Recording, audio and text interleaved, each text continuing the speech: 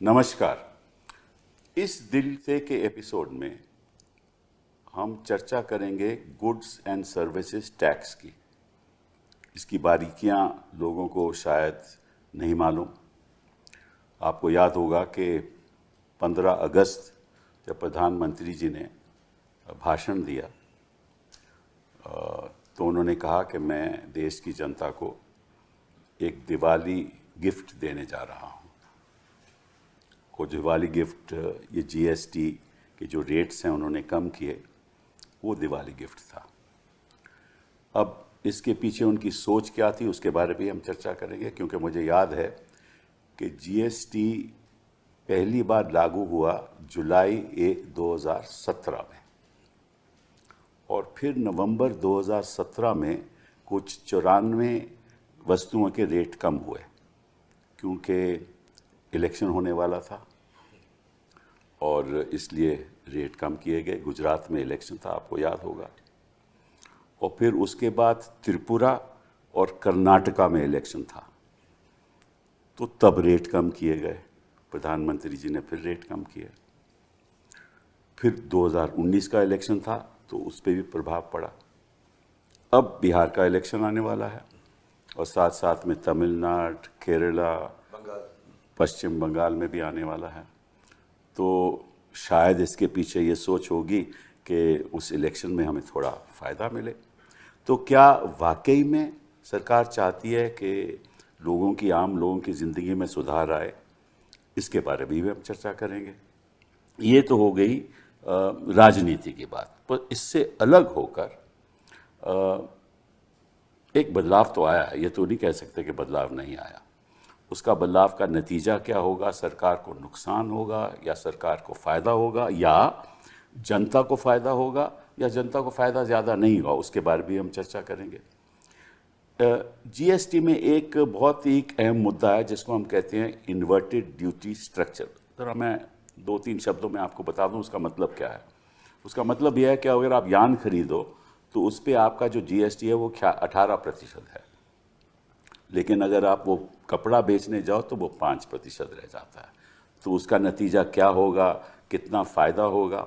अगर आप दवाई खरीदने जाओ, कोई ड्रग खरीदने जाओ, तो उस पर जीएसटी 5% है, लेकिन अगर उसकी जो इनपुट्स हैं, जो इंग्रेडिएंट्स हैं, उस पर 18% है। ऐसे ट्रांसपोर्टेशन सेक्टर और बाकी सेक्टर में भी है।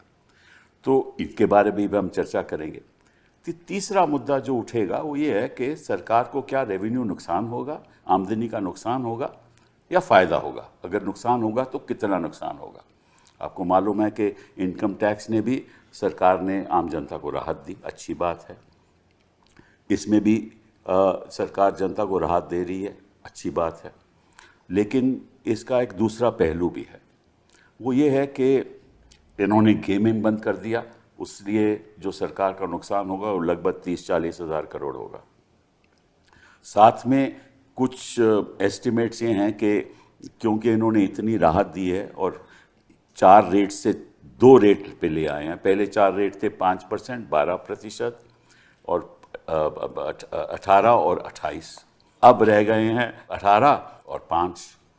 और जो सिन गुड्स, जिसको हम कहते हैं, बड़ी लग्जरी कार्स को खरीदने जाए उसको हम सिन गुड्स कहते हैं, उस पर 40%। उसमें तो कमाएंगे भी, वो 40,000 करोड़ का लगभग उनको फ़ायदा भी होगा।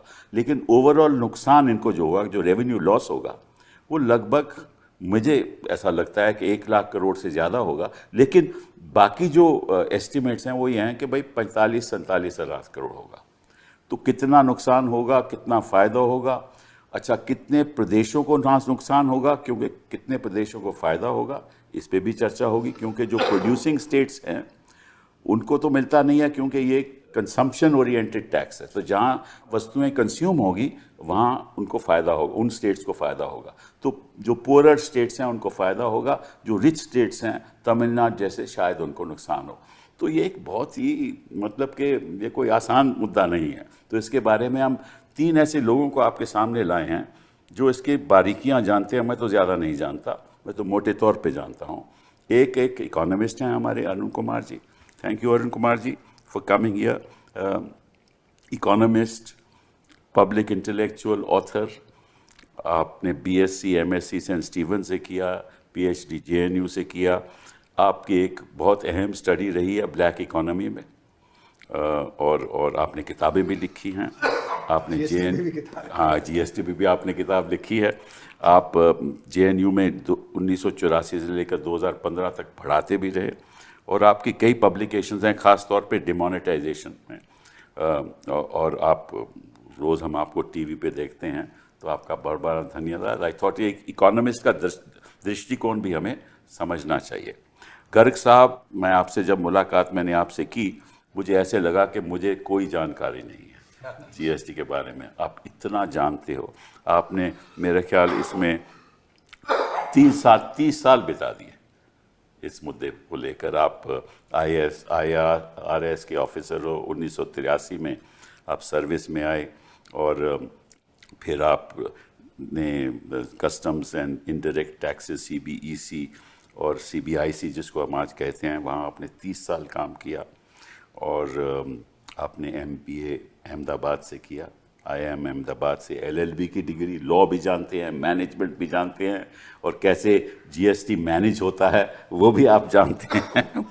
और फिर आपने 2000 में डिप्टी सेक्रेटरी आप बने, customs and international affairs from the finance ministry, और आप एडवाइज़र भी रहे, CBEC के एडवाइज़र भी रहे।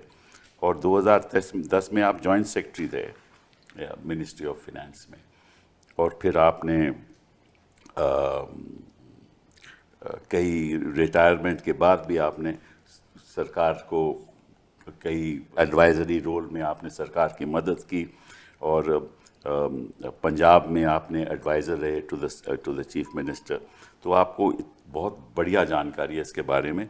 तो आप, I hope that you enrich us with your knowledge. Saket, you are of course one of the youngest members of parliament, और आपने TMC को अभी 2021 में ज्वाइन किया। 2023 में आप मेरे कॉलीग रहे, हाँ, तब से आप मेरे कॉलीग हो राज्यसभा में।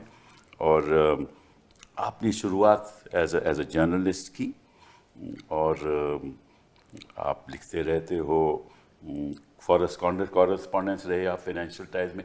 मुझे ये नहीं मालूम था कि आपने चेकोस्लोवाकिया के शुरुआत की as a teacher, teaching children in school. That's amazing. और आपकी भी मेरा ख्याल दृष्टिकोण, जो आपकी जानकारी जीएसटी में, मुझे लोग कहते हैं बहुत बहुत बहुत है, तो आपका भी हम आपका राजनीतिक नज़रिया, आप उसके बारे में हम आपसे चर्चा करेंगे। अरुण जी, ये बताइए कि कितना फ़ायदा होगा और कितना नुकसान होगा सरकार को? सरकार को, जनता को, है ना, दोनों को देखना पड़ेगा। तो ये जो है जीएसटी, वो एक इनडायरेक्ट टैक्स है। जी हाँ। इनडायरेक्ट टैक्स को हम बोलते हैं रिग्रेसिव होता है। अच्छा। इसका जो भार होता है वो प्रोपोर्शनेटली जो वेल ऑफ सेक्शन नहीं होता है उस पर ज़्यादा पड़ता है, और जो वेल ऑफ सेक्शन होता है उस पर कम पड़ता है, क्योंकि उनका कंजम्पशन बहुत है। अच्छा। अगर जैसे कोई करोड़पति है तो वो अपना कंजम्पशन कितना करेगा, वो अपना इनकम का 5% कर लेगा, 7% कर लेगा, उसी पे वो टैक्स देगा। जो गरीब आदमी हो तो पूरा का पूरा 100% कंज्यूम करेगा, है ना, तो उसके ऊपर ज़्यादा भार पड़ जाता है। इसलिए हम उसको बोलते हैं कि एग्रीगेट में वो एक रिग्रेसिव टैक्स होता है, तो उसका भार पड़ता है गरीब आदमी पे। तो इसलिए अक्सर ये कहा जाता है कि भाई इनडायरेक्ट टैक्स कम रखो और डायरेक्ट टैक्स ज़्यादा रखो, क्योंकि इनडायरेक्ट टैक्स जैसे ही हम बढ़ाते हैं तो दाम बढ़ जाते हैं, और जैसे ही दाम बढ़ते हैं तो परचेजिंग पावर कम हो जाती है। तो इसलिए इनडायरेक्ट टैक्स जो होता है उसको हम कहते हैं ये रिग्रेसिव है, और इसका असर। लेकिन हमने तो अच्छा काम किया ना, इनडायरेक्ट टैक्स लाए, जीएसटी लाए, क्योंकि पहले तो 17 टैक्सेस थे, जी हाँ, हमने खत्म किया, तो अच्छी बात की। नहीं, वो तो ठीक है कि हमने उसको एक तरह से इनडायरेक्ट टैक्सेस को एक कंबाइन करके वो किया। लेकिन चक्कर क्या है कि ये जो हमारा जीएसटी है वो ज़्यादातर संगठित क्षेत्र पे पड़ता है। जैसे कि अरुण जेटली कहते थे कि 5% यूनिट्स हैं वो 95% टैक्स देते हैं, और 95% यूनिट है वो 5% देते हैं। तो आपको पता है कि जैसे इसमें तो इनकम टैक्स में भी वही है, इनकम टैक्स में भी वही है। लेकिन फिर भी क्या है कि यहाँ पे जो असंगठित क्षेत्र है वो एक तरह से बाहर हो गया। 50 लाख से आपका टर्नओवर कम है प्रोडक्शन में, तो आप जो उसमें नहीं आते। अगर सर्विसेज में 40 लाख से कम है, 20 लाख से कम है, तो आप नहीं आते। 1.5 करोड़ तक है तो आप कॉम्पोजिशन स्कीम में आते हैं, जहाँ पे 1% टैक्स देना होता है। पर लेकिन चक्कर क्या है कि फिर ये असंगठित क्षेत्र को इनपुट क्रेडिट नहीं मिलता, और अगर इनसे कोई सामान खरीदे तो उसको फिर रिवर्स चार्ज देना पड़ता है, मतलब जो इनको टैक्स देना था वो उन्होंने नहीं दिया तो जो उससे खरीदेगा उसको देना पड़ेगा। तो बड़ी इकाइयां जो हैं वो फिर इनसे माल नहीं खरीदती। अच्छा। तो हमारी डिमांड जो है वो शिफ्ट कर गई असंगठित क्षेत्र से संगठित क्षेत्र की तरफ। तो इससे संगठित क्षेत्र तो बढ़ा पर असंगठित क्षेत्र में गिरावट है, और असंगठित क्षेत्र में 94% लोग काम करते हैं, संगठित क्षेत्र में 6% लोग काम करते हैं। तो अगर असंगठित क्षेत्र गिरेगा तो हमारी डिमांड पे असर हो जाएगा। तो अभी जो टैक्स का रिडक्शन हुआ है वो संगठित क्षेत्र को तो फायदा पहुंचाएगा, लेकिन वो डिमांड और ज्यादा असंगठित क्षेत्र से संगठित क्षेत्र में चली जाएगी। तो जैसे कि अगर आप आटा खरीदते हैं तो आपने पैकेज वाला खरीदा तो वहां आपको फायदा मिलेगा, लेकिन जो अनपैकेज वाला है उसका तो दाम वहीं का वहीं रहेगा। तो कुछ लोग और शिफ्ट कर जाएंगे असंगठित क्षेत्र से संगठित। जैसे कि हमारा ट्रेड सेक्टर है, तो ट्रेड सेक्टर में जो हमारा नेबरहुड स्टोर है उससे डिमांड शिफ्ट कर रही है आपके जो ई कॉमर्स की तरफ, आपके मॉल की तरफ, क्योंकि उनको इनपुट क्रेडिट मिलता है। इनको इनपुट क्रेडिट मिलता है ना, तो इसलिए उनका माल कुछ सस्ता हो जाता है, इनका तो वहीं का वहीं रहेगा। तो इसलिए मैं शुरू से कह रहा हूं कि हमारा देश में जहां पे असंगठित क्षेत्र इतना बड़ा है वहां पे जीएसटी सूटेबल नहीं है, क्योंकि इससे हमारा असंगठित क्षेत्र पिटेगा, और असंगठित क्षेत्र जो है वो गरीब जो प्रांत हैं उनमें ज़्यादा कॉन्सेंट्रेटेड है। तो जब ये पिटेगा तो असंगठित, हालांकि ये जैसे आपने सही कहा कि एक लास्ट पॉइंट टैक्स है जहाँ पे कंज्यूमिंग स्टेट से पे करेंगे, पर जब उनका ओवरऑल प्रोडक्शन डिक्लाइन करेगा तो उनको और नुकसान हो जाएगा।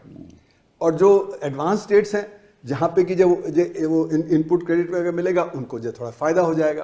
तो इसलिए गैर बराबरी इससे बढ़े, तो आम जनता के लिए ये नुकसानदेही है। तो जो आम जनता जो 94% असंगठित क्षेत्र वाले हैं ना, वो जब उनका जॉब लॉस होगा तो उनकी परचेजिंग पावर कम होगी तो उनका नुकसान होगा। तो हमने ये क्यों इस समय 15 अगस्त की स्पीच में हमने रखा, क्योंकि ट्रंप साहब ने 7 अगस्त को ये एग्जीक्यूटिव ऑर्डर साइन किया कि अब हम पीनल टैरिफ लगाएंगे इंडिया के ऊपर 25%।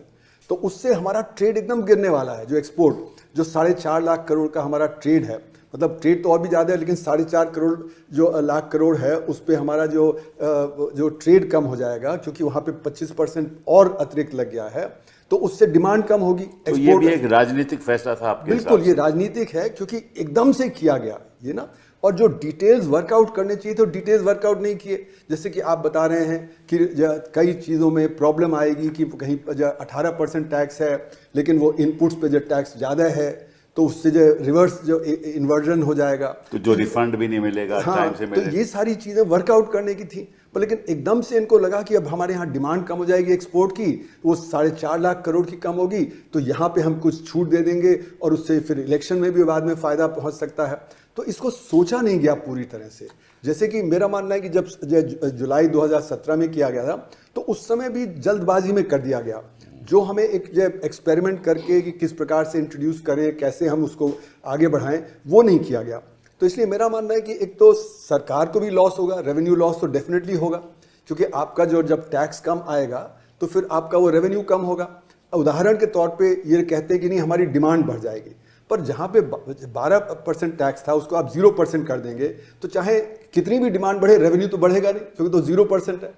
तो उसी तरह कारों पे अगर आपने 28% से 18% कर दिया तो आपका जो टैक्स रेवेन्यू है वो 35% गिर गया, लेकिन जो कंज्यूमर है उसको तो 5% ही फायदा हुआ।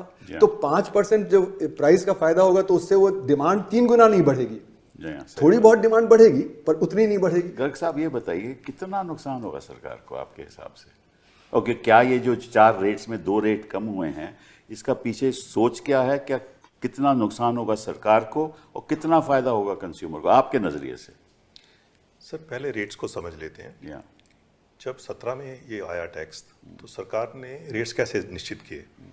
सरकार ने सब टैक्सेस जो जीएसटी से पहले लगते थे उनको टोटल किया और जो क्लोजेस्ट रेट बैठा उसमें डाल दिया। तो सर जो स्टेट्स थी वो वैट देती थी, कोई 12.5, कोई 14, कोई 15, और एक्साइज थी 12 ऑन दी नेट वैल्यू। तो उन्होंने कहा 26, 27 से लेकर 31 तक बैठ रहा है, 28 बना दिया। नीचे का रेट एक्साइज 6 थी, वैट भी किसी का 5 किसी का 6, उन्होंने 12 कर दिया। और बीच में सर्विसेज थी 15.36 थी तो उनको 18 कर दिया और इंटरमीडिएट्स को कर दिया। अब ये जो 2 रेट उस टाइम प्रिंसिपल रेट्स थे 28 और 12, ये दोनों उड़ गए हैं सर। अब 28 को हमने 18 पे ले आए, 12 को हम 5 पे ले आए। दूसरी चीज ये भी जाननी जरूरी है कि अब 5 एक यूनिफॉर्म रेट नहीं है। अच्छा, वो कैसे? 5 के 4 रेट्स हैं। वो कैसे? ये भी पहले समझना पड़ेगा क्योंकि ये गलतफहमी चल रही है। एक तो 5 वो है जिसको क्रेडिट पूरा मिलेगा। अच्छा, तो that is a genuine GST rate of 5%। अच्छा, उसके बाद वो है जिसको सिर्फ इनपुट सर्विसेज का क्रेडिट मिलेगा। अच्छा, वो कैसे, जरा समझा दीजिए। मान लीजिए मैंने कोई सर्विस आगे दी, मेरे को पीछे से कुछ सर्विस आ रही है, सर्विसेज का ले लूंगा, गुड्स का और कैपिटल गुड्स का नहीं मिलेगा। सर्विसेज की बात कर रहे हैं। सर्विसेज में मिलेगा 5। कुछ में बिल्कुल क्रेडिट नहीं मिलेगा। अच्छा, मैंने मना कर दिया कि आपका 5 रेट है, बिल्कुल क्रेडिट नहीं मिलेगा। अब उस पर इम्पैक्ट तो ज्यादा है ना सर, वो करेक्ट। तो किसी ना किसी फॉर्म में लेगा। फिर जो पहली फॉर्म है जिसको 5 फुल क्रेडिट भी दिया है, वो हो सकता है 5 में इन्वर्टेड ड्यूटी स्ट्रक्चर हो, जैसे मैंने बताया, आपने बताया। अब उसको रिफंड सिर्फ गुड्स का मिलेगा, इनपुट्स का। अच्छा, उसको सर्विसेज का रिफंड नहीं मिलेगा उसको। ओह, आई सी। तो अब उस पे तो वो नुकसान हो जाएगा उसको वेस्ट हो जाएगा। तो उसके ऊपर जो इफेक्टिव टैक्सेशन है वो 5 ना होके 7, 8 कुछ भी हो सकती है, डिपेंडिंग कि उसकी इनपुट्स कितने पे आ रही है। ओह, आई सी। अब ये एक अलग कॉम्प्लिकेशन है। अगर आप इंडिया की इंडस्ट्री उस पे मान लो 7 या 8 भर रही है, इंपोर्ट तो 5 पे आ जाएगा सर। जी हाँ, बिल्कुल।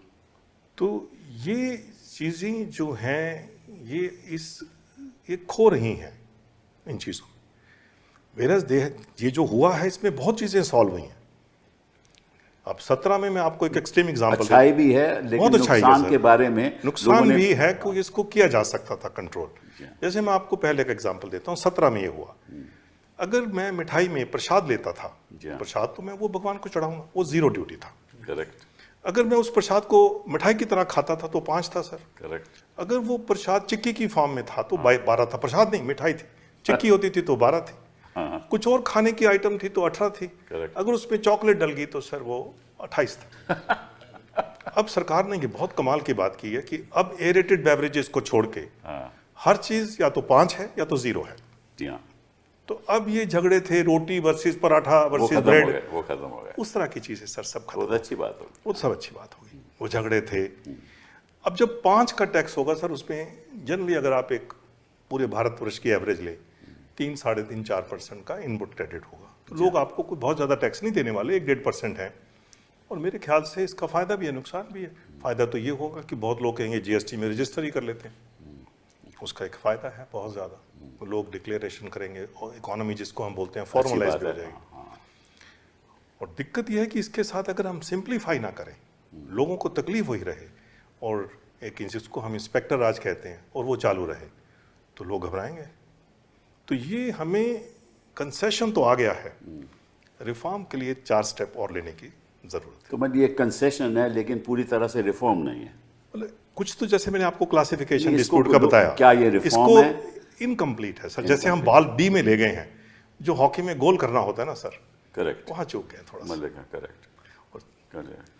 और दूसरा आपने सवाल ये रेज किया था कि रेवेन्यू लॉस। हाँ, वैसे तो जैसे कहते हैं proof of the pudding is in the eating sir, अब ये फिगर्स सूनर और लेटर आएंगे। पर मेरा अपना विचार है कि देखो इस महीने तो सर कोई सेल नॉर्मल मंथ नहीं है, अक्टूबर विल अगेन भी है फेस्टिवल, नवंबर में पता चलेगा। तो नवंबर का जो आएगा वो ग्रोस आएगा। उसके बाद जो इन्वर्टेड ड्यूटी के रिफंड हैं वो जाके लोगों को फरवरी से या मार्च से मिलने शुरू होंगे, तो पूरा इम्पैक्ट उस टाइम आएगा। पर एक जैसे होता है कि भाई बॉल पार्क नंबर सोचते हैं कि आप क्या होगा, उस पर मैं सिर्फ ये चाहता हूँ कि जैसे मान लीजिए आप उस प्रोडक्ट को ले लीजिए, 2 व्हीलर्स को ले लीजिए या छोटी कार को ले लीजिए कि 28 से 18 हो गया। जी हाँ। तो ज़्यादातर लोगों के दिमाग में है कि आप टैक्स 18/28 रह जाएगा। जी हाँ, जी सर ऐसे जीएसटी नहीं होता। जब वो 28 था, मान लीजिए उसमें 14 या 15 के क्रेडिट है, असेंबली इंडस्ट्री है सर, बहुत हैवी क्रेडिट्स पे चलती है। करेक्ट। तो मैं जब 28 भरता था, मैं मान लीजिए 14 क्रेडिट से देता था, 14 मैं कैश देता था सर। जी हाँ। अब जब वो 18 आएगा, मेरा 14 का 14 तो रह ही रहा, सर्विसेज का कम नहीं हुआ, कंपोनेंट्स का कम नहीं हुआ, बिल्कुल। अब मेरा कैश रह गया 4। तो मैं 14 से जब 4 पे आता हूँ तो नुकसान 70-72% का नुकसान हो जाएगा, रेवेन्यू लॉस हो सकता है। तो ये मतलब सोचा नहीं। मैं ये नहीं कहना चाहता। अब 28 से जब 40 हो रहा है कुछ चीज़ों का, तो उसमें एडवांटेज, उसमें 40,000 करोड़ उसमें एडवांटेज भी होगी। इसी तरीके से जब 12 से 5 होगा तो ये नुकसान आपको 7/12 नहीं है, उसमें अब आपको product to product, service to service वो देखना पड़ेगा। बट ऐसा कुछ लग रहा है कि शायद बाकी इकोनॉमी कितनी बढ़ेगी, आफ्टर ऑल सरकार में हम एक बात कहा करते थे कि सरकार की बॉटम लाइन प्रॉफिट नहीं होती सर, सरकार की बॉटम लाइन होती है फिस्कल डेफिसिट। करेक्ट। बजट में लास्ट। अब ये जितना भी लॉस हो 48,000 बोला है सरकार ने 23-24 के हिसाब से, इस साल अगर आप उसको थोड़ा एक्स्ट्रापोलेट करेंगे तो वैसे ही 60,000 करोड़ बन जाएगा। अब ये 60 हो या ज़्यादा हो, ये पैसा कुछ लोग कहते हैं 1 लाख के लगभग रहेगा। 1 लाख ले लीजिए। अब वो 1 लाख जब सरकार कम करेगी तो सरकार कम खर्चेगी या तो फिस्कल डेफिसिट बढ़ाएगी। करेक्ट। नहीं, फिर कुछ सोशल सेक्टर में खर्चना तो जरूरी है ना। तो सर अगर आप पिछले 2-3 साल का बजट देखें तो expenditure as a proportion of GST GDP वो बढ़ा नहीं, घटा है सर। घटा। अगर वो घटेगा और इधर कंजम्पशन बढ़ेगी, अब इसका जीडीपी पे क्या इम्पैक्ट होगा ये सर फ्यूचर बताएगा। आप बताएंगे क्या इम्पैक्ट होगा? सर इसमें जो सबसे बड़ी दिक्कत है वो ये है कि जीएसटी का जो टैक्स, क्योंकि पहले जैसे आपने कहा वैट था, एक्साइज था स्टेट्स का, वो हटा के यूनिफाइड स्ट्रक्चर जीएसटी का किया गया। तो इसमें से आधा पोर्शन जो है वो स्टेट्स को जाता है, आधा पोर्शन सेंटर के पास रहता है। अब सर आप शिक्षा देखने जाएंगे, एजुकेशन, हेल्थ केयर, ये सब स्टेट सब्जेक्ट्स हैं कॉन्स्टिट्यूशन में। तो इसमें जो कोई भी सोशल स्पेंडिंग है उसका भार ज्यादा करके राज्य सरकारों पे होता है। तो इसमें जब रेवेन्यू लॉस होता है, केंद्र सरकार की भी जो स्कीमें हैं, काफी लोगों को पता नहीं होता है कि जो केंद्र सरकार की स्कीमें हैं उसमें भी 50% हिस्सा राज्य सरकारों का होता है, केंद्र पूरा पैसा नहीं देता है। तो जब रेवेन्यू लॉस होता है उसका स्टेट्स के ऊपर असर, क्योंकि स्टेट्स को सोशल वेलफेयर स्पेंडिंग सेंटर से ज्यादा करनी होती है, पहली बात। दूसरी बात यह है सर कि जो सेस नाम का कंपोनेंट होता है जो हर इसमें टैक्स वो तो शेयर होता नहीं है, वो शेयर होता नहीं है। तो रेवेन्यू लॉस का इंपैक्ट इसमें स्टेट्स पे ज्यादा होगा, क्योंकि वो 1% 2% सेस में से सेंट्रल गवर्नमेंट तो अपना रेवेन्यू वहां से लेती रहेगी। और इसमें सर इश्यू ये है कि ये फेडरलिज्म की जब हम बात करते हैं, जब पिछले साल हमारी चीफ मिनिस्टर ममता बनर्जी ने चिट्ठी लिखी थी फाइनेंस मिनिस्टर को कि आप ये इंश्योरेंस पे जो 18% जीएसटी वो हटा दीजिए, तो तभी पार्लियामेंट में फाइनेंस मिनिस्टर ने कहा कि ये निर्णय तो केंद्र सरकार का होता नहीं है, ये तो जीएसटी काउंसिल का होता है जहां सब राज्यों का रिप्रेजेंटेशन। अब तो हो गया ना। नहीं तो सर इसमें इंटरेस्टिंग बात यह है, जब 15 अगस्त को प्रधानमंत्री ने कहा कि मैं आपको दिवाली गिफ्ट दे रहा हूं, तभी तो जीएसटी काउंसिल से तो कोई बात हुई नहीं थी। लेकिन प्रधानमंत्री ने निर्णय लिया और जीएसटी काउंसिल से उन्हें रबर स्टैंप कराया, क्योंकि ज्यादा करके राज्य सरकारें हैं वो एनडीए की हैं। तो एक जगह आप कहते हैं हमारे हाथ में नहीं है, जीएसटी काउंसिल के पास है, लेकिन जब चुनावी जुमला करना होता है, राजनीतिक सवाल खड़ा कर हाँ, चुनावी जुमला करना होता है तब राज्यों को कोई पूछते नहीं है। प्रधानमंत्री 15 अगस्त को स्पीच दे देते हैं और उस तरीके से राज्यों का उसके ऊपर रबर स्टैंप लग जाता है। तो एक फेडरलिज्म की जो बात आती है सर यहाँ पे, तो सरकार ये कर सकती थी पहले भी, तो चुनाव की जरूरत क्यों होती है इसके लिए? नहीं, बड़ी 8 साल के बाद ये सब काम करना, इनको तो मालूम था कि लोगों को नुकसान हो रहा है, बड़ी इसमें प्रॉब्लम्स आ रही हैं, लिटिगेशन बढ़ रहा है, लगभग 1 लाख अपील्स पेंडिंग है, ठीक है ना। और इसमें धांधलीबाजी भी हो रही है, फ्रॉड जीएसटी भी चल रहा है, ब्लैक मनी भी बढ़ रही है, ये तो चल ही रहा है। तो इनको पहले ही सोचना चाहिए था। इन्होंने 8 साल इंतजार क्यों सर ब्लैक मनी पे तो प्रधानमंत्री ने कहा आप स्वदेशी करोगे तो मैं ब्लैक मनी को भी नजरअंदाज कर दूंगा, ये उन्होंने बात। वो तो अब अलग बात हो गई ना, वो तो अलग बात हो सर जीएसटी का और जो गर्ग साहब कह रहे थे वो भी एक फैक्ट है। जितने हम राज्यों में लोगों से बात करते हैं इंडस्ट्रियलिस्ट से, सर रेट कम किए हैं, लेकिन जो कंप्लायंस होता है वो छोटे बिजनेसेस के लिए बहुत मुश्किल होता है सर। आप एक मिस करोगे तो आप जीएसटी इंस्पेक्टर आ जाएगा। वही आने वाला हूँ कि एमएसएमई सेक्टर में क्या इसका प्रभाव पड़ेगा। सर एमएसएमई जैसे प्रोफेसर साहब ने कहा है कि वो ऑर्गेनाइज से अनऑर्गेनाइज सेक्टर का जो कंपैरेटिव डिफरेंस था वो कम हो गया है, तो उनकी डिमांड पे थोड़ा पड़ेगा।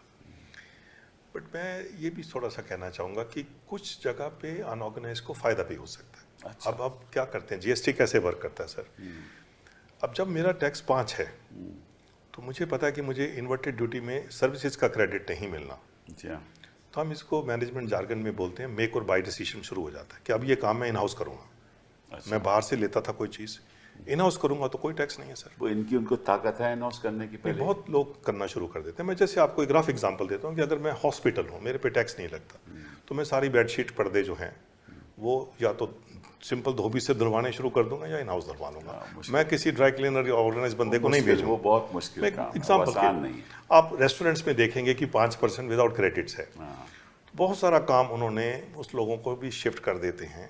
मैं देखना चाहता हूँ, but it's very difficult because as professor साहब राइटली सेड कि इकोनॉमी का साइज इस तरीके का कि आप बहुत ज्यादा तादाद में वो नहीं कर सकते, बड़ा बहुत मुश्किल है। ख्याल में हमें एमएसएमई को ना डिसएग्रीगेट करना चाहिए, जो मैं बार बार कहता हूँ ना। इसमें मीडियम, स्मॉल और माइक्रो, तो मीडियम और स्मॉल तो करीब 6 लाख यूनिट है और माइक्रो यूनिट करीब 7.5 करोड़ हैं।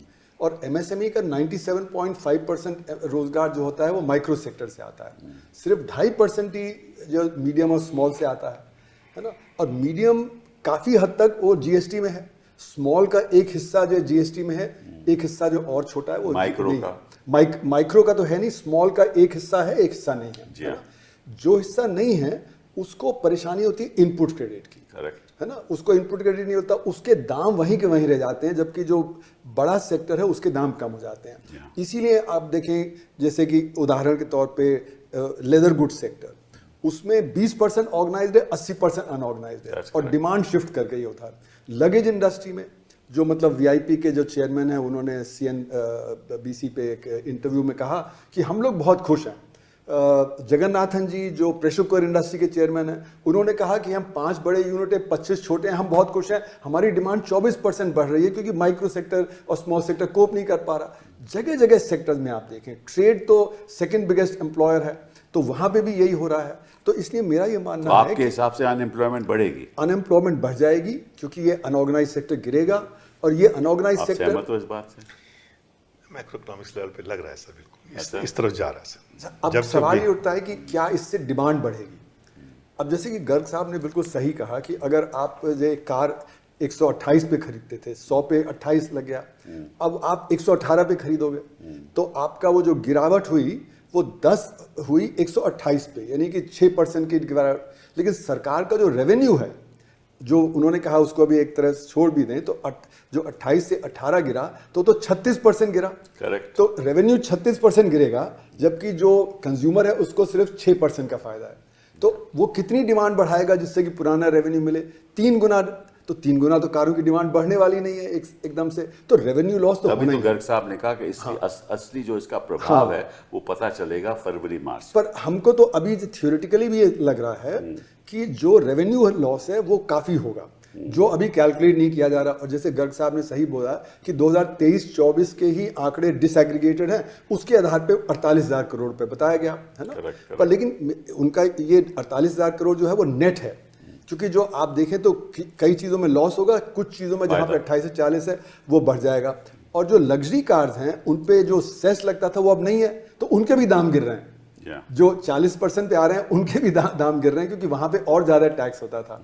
तो इसलिए मेरा मानना है कि इन द नेट, जैसे गर्ग साहब ने सही कहा कि शायद 1.5-2 लाख करोड़ का जो लॉस हो, और ये मूडीज ने भी कैलकुलेट किया। अब सरकार जो डिसएग्रीगेटेड डेटा देती नहीं तो हम लोग उस पर रिसर्च नहीं कर पाते, डिसएग्रीगेटेड डेटा होता है तो हम उसमें भी और कैलकुलेट करते। तो इसलिए जो रेवेन्यू लॉस होगा वो मतलब स्टेट्स के ज़्यादा होगा। अब सरकार को बड़ी सेंसिटिविटी है, वो कहते हैं रेवेन्यू लॉस मत टर्म यूज करो। अरे रेवेन्यू तो लॉस हो रहा है ना, आप वो कह रहे हैं कि रेवेन्यू लॉस नहीं, सेस बढ़ा देंगे। नहीं, सेस तो बढ़ाएंगे लेकिन कहने की बात यह कि जो स्टेट्स को लॉस है, स्टेट्स को इसका ऑब्जेक्शन करना चाहिए था वहां पे जीएसटी काउंसिल में। नहीं। बाहर आके तो उन्होंने कहा, लेकिन पॉलिटिकली वो को ऑब्जेक्शन करना बड़ा मुश्किल नहीं, है। देखिए 2 चीजें सेपरेट करने की हैं। एक तो ये कि आपने टैक्स रेट कम किए, उसको तो कोई अपोज नहीं कर सकता, क्योंकि उससे बेनिफिट होगा। टैक्स रेट कम करना एक चीज है और रेवेन्यू लॉस होना दूसरी चीज है। तो आपको रेवेन्यू लॉस जो है उसमें आपका, जैसे उन्होंने सही कहा कि हमें तो सारे सोशल सेक्टर्स पे खर्च करना है, शिक्षा पे, स्वास्थ्य पे, रोजगार पे, सब पे। तो वो जब कम होगा तो उससे हमारी अर्थव्यवस्था में और परेशानी आएगी, क्योंकि जो 4.5 लाख करोड़ रुपए का हमें जो एक्सपोर्ट में लॉस होगा वो 48,000 करोड़ कंपेंसेट नहीं कर सकता। और खासकर अगर असंगठित क्षेत्र में और गिरावट होती है और परेशानी होगी। और जैसे गर्ग साहब ने कहा कि अगर आपका फिस्कल डेफिसिट बढ़ा और उसके एवज में फिर आपने जो हेल्थ पे, एजुकेशन पे और रूरल एम्प्लॉयमेंट गारंटी स्कीम पे काट दिया, तो आपका तो अनएम्प्लॉयमेंट और बढ़ जाएगा, तो और ज्यादा फिर जो लॉस हो जाएगा, तो डिमांड तो आपकी उतनी जनरेट होने वाली नहीं। तो मेरा ये मानना है कि जल्दबाजी में किया गया है, पूरी तरह सोचा नहीं। ट्रंप साहब ने साइन कर दिया 7 अगस्त को, तो तुरंत 15 अगस्त को अनाउंस कर दिया, है ना। उसके पीछे काफी सोचना चाहिए था। गर्ग साहब ने बहुत सारे ये सोच थी ना कि आपके जो जेम्स एंड ज्वेलरी के उन्होंने 50% कर दिया तो वो बिजनेस खत्म हो जाएगा, टेक्सटाइल में बड़ा नुकसान हो जाएगा, श्रिम्प्स में नुकसान होगा, फिशरीज में नुकसान हो जाएगा। तो इसलिए 4.5 लाख करोड़ रुपए का 4.5 लाख करोड़ रुपए का नुकसान होने वाला था। तो ये शायद कुछ नुकसान कम करने के लिए, लेकिन मुझे लग रहा है कि प्रधानमंत्री के स्माइल करने से शी के साथ शायद ट्रंप पे कुछ प्रभाव पड़ा है, तो उन्होंने सोचा कि वापस मैं अपने टेबल पे आके इनसे बातचीत करने लगूं। तो अब देखते हैं कि क्योंकि लिटनिक ने तो कहा है कि जब तक आप रशिया से ऑयल खरीदना बंद नहीं करोगे तब तक ये 50% लागू रहेगा। ठीक है ना? तो उनकी दो कंडीशंस हैं जो हम नहीं मान पा रहे। एक तो कृषि का बाजार खोलना, क्योंकि वहां तो आप देखिए तो 85% हमारे किसान वो छोटे किसान है, 5 एकड़ से। वो तो वैसे अमेरिकन को भी मालूम है। देखिए पहली बात की बात नहीं है, कई सालों से कॉटन में तो हमने कर दिया, कॉटन में तो हमने 11% से 0% कर दिया, और कॉटन जो ग्रोअर है वो परेशान है, गुजरात में खासकर। लेकिन एग्रीकल्चर कृषक जो हैं वो इसी बात से परेशान है कि क्या हम उस पर नेगोशिएशन करके उसको रिड्यूस कर देंगे, वो परेशान है। रशिया से हमारा स्ट्रेटेजिक रिलेशनशिप है, अगर हम उससे ट्रेड कम करते हैं, हमारी S-400 मिसाइल है, हमारे सुखोई एयरक्राफ्ट हैं, हमारे जो क्रिटिकल वो नहीं कर पाएंगे। वो तो अमेरिकन को समझना चाहिए कि वो नहीं हो सकता चाहिए, पर वो कर नहीं रहे। बार बार कह रहे हैं कि जैसे वांस ने भी कहा और उन्होंने कहा कि आप स्ट्रेटेजिक पार्टनरशिप चाहते हैं पर you are not behaving like a strategic partner, है ना? ये बताइए इससे, क्योंकि जब ये ऐलान हुआ था आपको याद होगा नवंबर 8 में, मैं कोई राजनीतिक सवाल नहीं कर रहा, नवंबर 8 में प्रधानमंत्री ने जब डिमोनेटाइजेशन की तो यही कहा कि ब्लैक मनी ख़त्म हो जाएगी और ये सब हर चीज़ में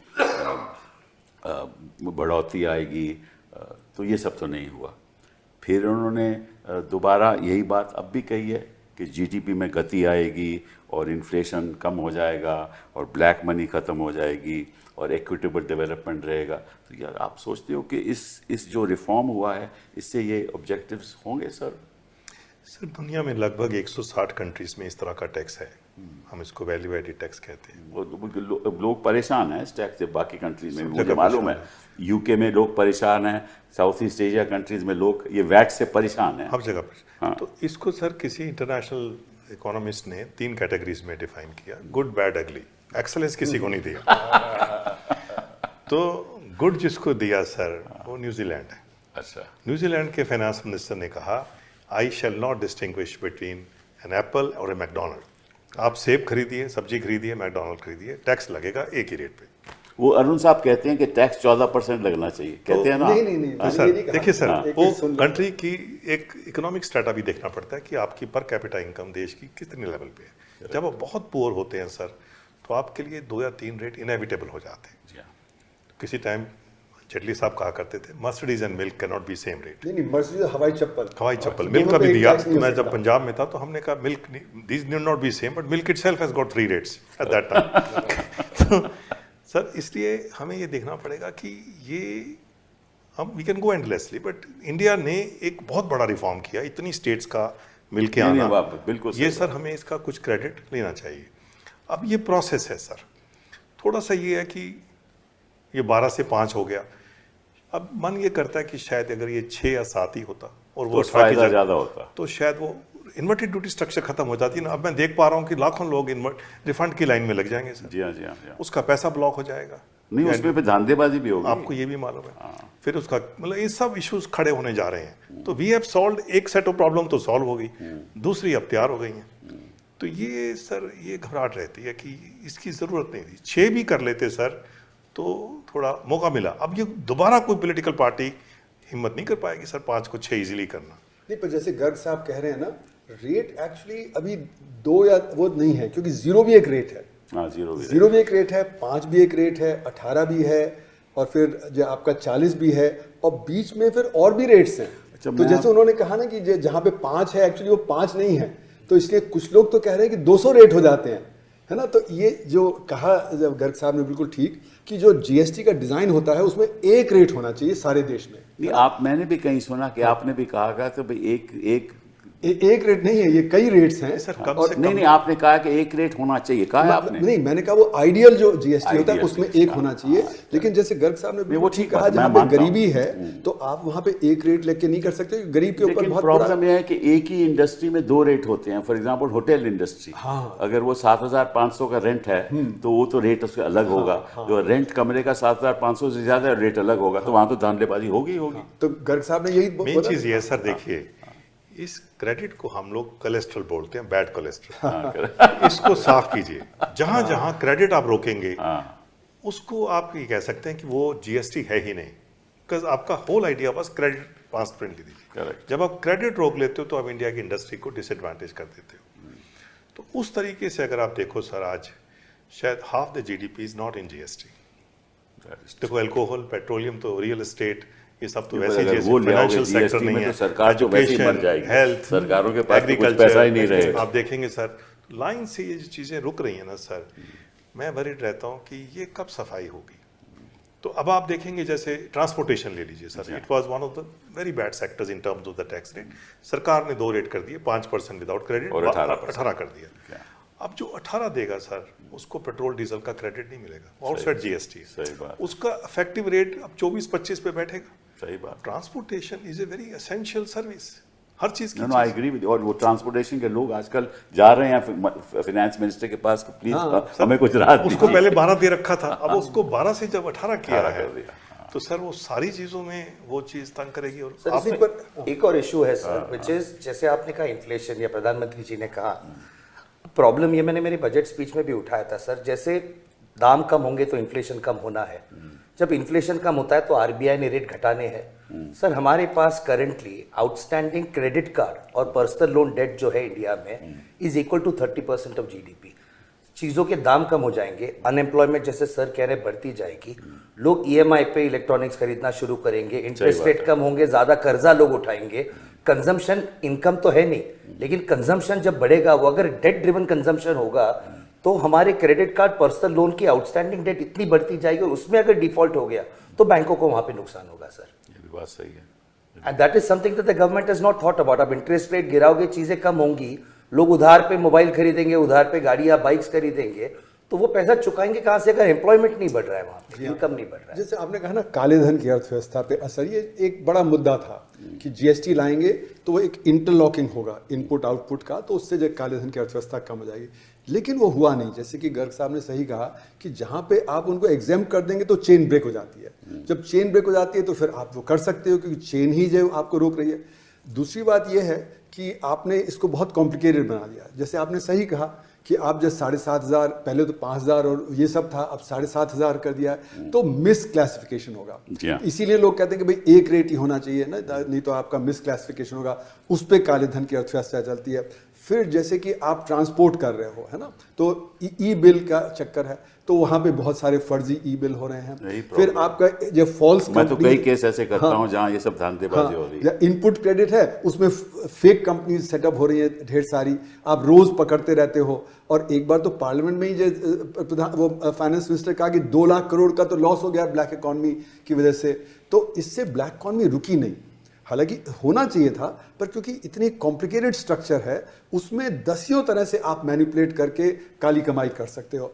और जैसे कि अगर आप देखें तो हमारे यहाँ जैसे ये करीब 2-2.5 करोड़ हैं जो रजिस्टर्ड हैं, पर एक्चुअली में अगर आप देखें तो हमारे यहाँ जो बिजनेसेस हैं वो तो करीब 8-9 करोड़ हैं।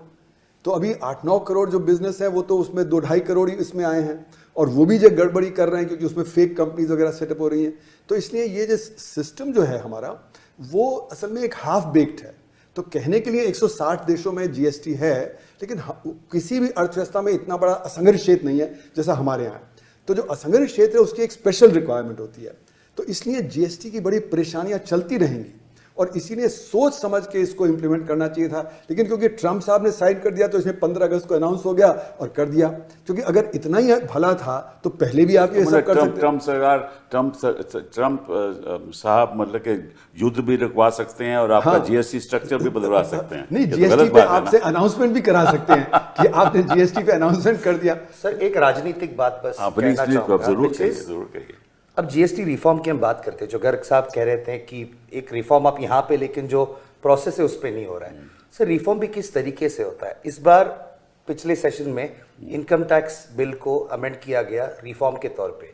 सर जब बिल पास हुआ तभी विपक्ष का कोई वहां पे बैठा नहीं था उसमें, ना उसके ऊपर वोटिंग कर पाए कोई, और आपने 5 मिनट में 4.5 मिनट में लोकसभा में वो पास हो गया इनकम टैक्स रिफॉर्म बिल, जो 600+ क्लॉजेस का है। तो ये रिफॉर्म कि जहां पर सरकार ही बिल लाती है और सरकार ही पास कराती है, जहां विपक्ष की कोई भूमिका ही नहीं होती है, ऐसे रिफॉर्म से फिर बाद में जाके बैकफायर करते हैं। ये डिमोनेटाइजेशन की बात सरकार ने सीखना चाहिए था, लेकिन अभी भी सरकार नहीं समझ रही कि आप कंसेंसस के साथ कीजिए।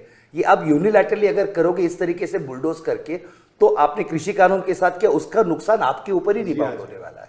पर इनकम टैक्स में जो इन्होंने एक तो ये जो डायरेक्ट टैक्स कोड की बात की है ना, वो तो जो आप कह रहे हैं, वो तो दूसरा सब्जेक्ट से अलग है ना, रेट को एडजस्ट किया है, जिससे कि अब जो रेट है वो थोड़ा कम हो गया है, 12 लाख तक की ये सब वगैरह उन्होंने किया है। लेकिन आपके कितने लोगों को फायदा उससे पहुंचेगा? आपके तो 9.5 करोड़ लोग हैं जो या तो TDS फाइल करते हैं या रिटर्न फाइल करते हैं, उसमें जो इफेक्टिव टैक्स पेयर है वो ज्यादा 3 करोड़, वो तो हमें मालूम है ना, तो इसलिए 6.5 करोड़ है वो तो बाहर है। अरुण जी, तो ये जरा इनकम टैक्स की बात मैं पिछली बार जब GST अनाउंस हुआ था ना, तो जो सोच थी कि टैक्स GDP रेशो बढ़ेगा, यही सोच थी। अगर मैं आंकड़े आपको बताऊं कि 2015-16 में जो टैक्स GDP रेशो था वो 11% था और 23-24 में 11.9% हो गया, और टोटल टैक्स जो था वो 16 GDP 16.73% था, वो 18.5% हो गया, तो बड़ा कम गेन हुआ। तो जो ये सोच थी कि भाई टैक्स GDP रेशो बढ़ जाएगा, वो हुआ नहीं। उसमें सर देखिए, थोड़ा एक बात हमें सोचनी चाहिए कि 2019 में सरकार ने इनकम टैक्स रेट्स बहुत घटाए। Corporate tax rate corporate tax का जो रेट था वो घटाया, पर्सनल इनकम टैक्स थोड़ा बढ़ा भी है, कस्टम ड्यूटीज भी काफ़ी पहले शुरू में बढ़ रही थी, अब तो प्रेशर आ गया, बहुत FTAs वगैरह एंटर हो रहे हैं। तो जब ये अजम्पशंस होती है सर, हम कहते हैं all other things remaining constant citrus paribus, वो शायद नहीं हो पाया। दूसरा, GST के भी रेट्स जो थे 17 के बाद बहुत गिराए गए। अब कुछ मार्केट में स्टडीज़ हैं, मतलब वो कहते हैं कि 20-25% तक रेट गिर गए, अभी और गिराए गए हैं रेट्स। तो वो जो टैक्स टू GDP रेशो है वो अब या तो आप कंप्लायंस से इम्प्रूव करके करिए जो है, या आप कहते हैं कि इकोनॉमिक एक्टिविटी बढ़ेगी। तो इस तरह की कुछ सीरियस स्टडी जैसी अब्रॉड मिलती हैं सर, अभी इंडिया में दिखी नहीं, जिससे आप होनी चाहिए जब तक वहाँ तो वो दूध का दूध पानी का पानी कर देते हैं एकदम कि कितना किसका असर हुआ। पर हमारे यहाँ डेटा ही नहीं देते। जैसे इनकम टैक्स का डिसएग्रीगेटेड डेटा है वो बंद कर दिया है ना, वो all India income tax statistics का डेटा आता था वो बंद कर दिया, जो एक्साइज कस्टम्स का जो वो डिसएग्रीगेटेड डेटा कमोडिटी वाइज आता था वो नहीं बंद कर चाहते दिया। ना, कई बार नहीं तो वो नहीं चाहते कि एनालिसिस हो, तो इसलिए गर्ग साहब जो कह रहे हैं वो हम लोग रिसर्चर्स कैसे करें। मैंने बड़ी मुश्किल से अपने MPhil स्टूडेंट से करवाया, बड़ी मुश्किल हुई, क्योंकि मैंने उस समय कौशिक बासु थे चीफ इकोनॉमिक एडवाइजर, उनको भी लिखा कि भाई आप तो जो रिसर्च करवाना चाहेंगे तो आप प्लीज़ कुछ करिए, तो कुछ नहीं हुआ। तो रिसर्च करना मुश्किल है, लेकिन मेरा ये मानना है कि इस पे सोचना ज़्यादा ज़रूरी था, इसको डिज़ाइन सही करना ज़रूरी था, उसके लिए हमने वो टाइम नहीं लगाया जो हमें लगाना चाहिए। 8 साल तो हमने नुकसान कराया। हाँ, तो इसलिए मेरा मानना है कि अभी भी जो हुआ उसमें पूरा सोच समझ के नहीं किया गया, जल्दबाजी में ट्रम्प साहब के। एक सेक्टर पे मुझे बड़ा थोड़ा सा सवाल पूछना चाहता हूँ, हेल्थ सेक्टर, क्योंकि वो सबसे ज़्यादा ज़रूरी है। उन्होंने 0 टैक्स कर दिया, इंश्योरेंस पे 0 कर दिया, तो उसका प्रभाव क्या पड़ेगा? सर ये कोई नई चीज़ नहीं हुई है, जब भी किसी को आप 0 करेंगे, हम वैट में या इस तरह के टैक्सेस में एक हम कोट यूज़ करते हैं कि when you tax somebody you exempt him, when you exempt somebody you tax him. तो ये लोगों को समझ नहीं आता, बट जरा समझाइए हमको। देखिए सर, टैक्स हर स्टेज में लगा हुआ है और इनविजिबल है। टैक्स तो फार्मर पे भी है, वो ट्रैक्टर खरीदेगा, एग्रीकल्चर इम्प्लीमेंट्स खरीदेगा, फर्टिलाइजर। अब जो अपनी वो वीट या पास ऑन नहीं कर सकता, वो पास ऑन नहीं कर सकता। अगर समझदार हो फार्मर, पढ़ा लिखा हो, या हम सरकार के तेरा सब रिटर्न हम फाइल करेंगे, तो सर उसको फायदा है कि अपने पे 2-3% टैक्स लगा ले, ताकि उसको वो इनपुट मिलेगा। वो मान लो आगे कोई बिस्किट बना रहा है तो उस पर 5 लगाया आपने, अब उसका 5 तो वो लगा, 3 जो फार्मर का वेस्ट गया, तो 8 सरकार को मिल गया। करेक्ट। तो when you will tax a farmer, you have actually exempted, सरकार को कम टैक्स मिलेगा। ये चेन टूटती है सर, ये बड़ा प्यारा टैक्स है। तो सरकार को ये बहुत ध्यान रखना पड़ता है कि मैं इंटरमीडिएट प्रोडक्ट्स को ना एग्जम्प्ट करूं, मैं फाइनल को करूं। उस स्टेज पे चेन नहीं टूटेगी। जैसे आपने फूड छोड़ दिया, फूड का क्रेडिट नहीं है जी, रेयर केसेस में मिलता है, उसका कोई फर्क नहीं पड़ता, आपने छोड़ दिया। पर जब आप इंटरमीडिएट छोड़ेंगे, अब इंश्योरेंस सर्विस इंटरमीडिएटरी है, करेक्ट, उसको किसी और को पेमेंट देनी है, करेक्ट, वो कैसे देगा? वो कैसे देगा? दूसरा ये है कि उसको पीछे से क्या आ रहा है, किसी का कम आ रहा है, किसी का ज्यादा आ रहा है। तो ये सर आप देखेंगे जैसे जैसे आप टैक्स रेट को बदलेंगे ये इकोनॉमिक बिहेवियर को बदल देगा।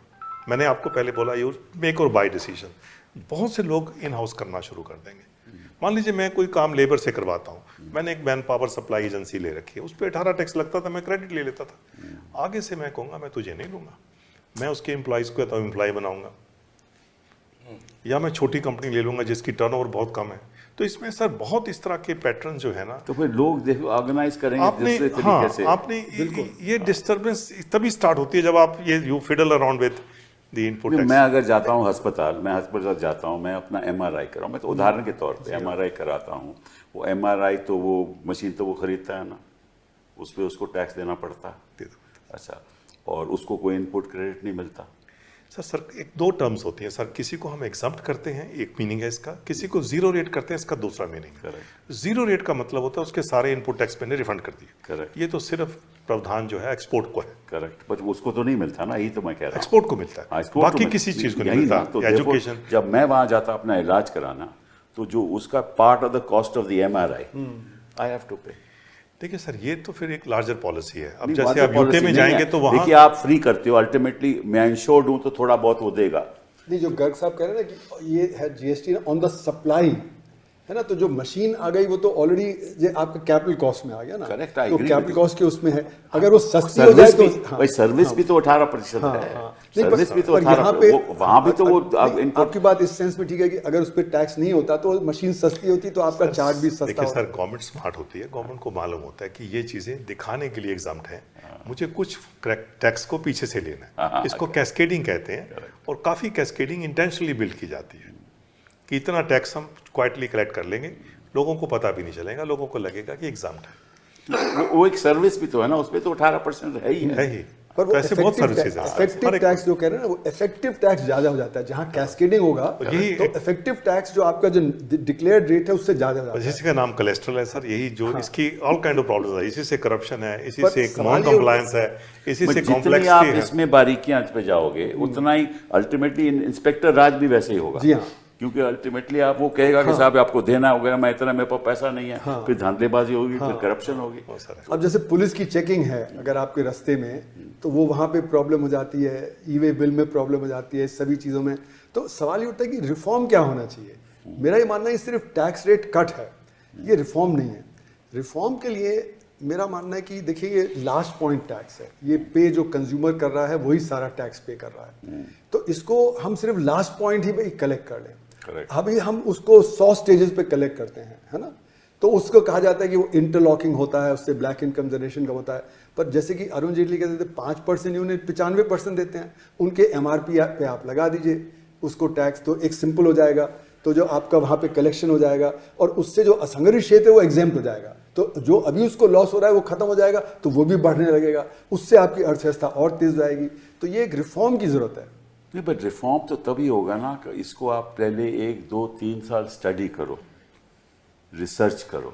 नहीं, रिसर्च तो बहुत हुई वैसे तो, अगर आप देखें तो वैट GST वगैरह पे कितना 1996 अगर आप से रिफॉर्म करने जा रहे हो उसका प्रभाव क्या होगा। देखिए बाकी देशों में क्या होता है कि आप एक ऐसा निर्णय लेने जा रहे हो तो वे सोचते हैं कि भाई ऐसे करेंगे तो अगले 2 साल में 3 साल में उसका प्रभाव क्या होगा, किस सेक्टर में ज़्यादा होगा, किस सेक्टर में कम होगा, ऐसी नीति बनाएं कि देश को भी फायदा हो और उपभोक्ता को भी फायदा हो। यही है ना। जब सर GST एनविसेज हो रहा था ना 13-14 में, तब मैं सरकार में ही था, तब एक बहुत ब्राइट ऑफिसर थे बिहार के, उन्होंने एक वर्ड क्वाइन किया था कि GST की एक बेसिक स्ट्रक्चर पहले बनाओ, जैसे कॉन्स्टिट्यूशन की है। ठीक बात है कि what is the basic structure of GST, और उसको हर बोर्ड में लिखाओ जिसमें मीटिंग हो रही है, इसको कोई डिविएट नहीं करेगा। Very interesting. अब जैसे input tax credits will be freely allowed except where consciously denied.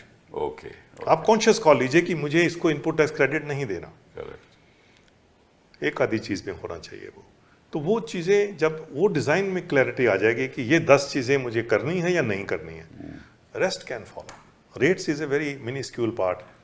जैसे 2017 में जब ये इम्प्लीमेंट हुआ उस समय भी ये बात उठी थी कि पहले एक्सपेरिमेंट कर लिया जाए थोड़े समय। नहीं, हमने तो बहुत विरोध किया। खैर मैं तो ऑपोजिशन में तब से रहा हूं, हमने बहुत विरोध किया कि आप 4 रेट्स दे रहे हो, इसमें बड़ी प्रॉब्लम आएगी। वो प्रॉब्लम आई। प्रॉब्लम यह है कि हम ये जब निर्णय लेते हैं तो एक हम एडहॉक तरीके से निर्णय लेते हैं कि अभी हम कुछ करना पड़ेगा, तो इसके अलावा कोई अभी उपाय नहीं है। जी हाँ, जी हाँ। तो जब ऐसे निर्णय लेते हैं तो फिर नुकसान होता है, फिर डिज़ाइन ठीक नहीं रहता। जी हाँ। असली बात तो ये है। जी हाँ। तो निर्णय ठीक है, डिज़ाइन में थोड़ा प्रॉब्लम है, काफ़ी प्रॉब्लम। हाँ थोड़ा प्रॉब्लम है।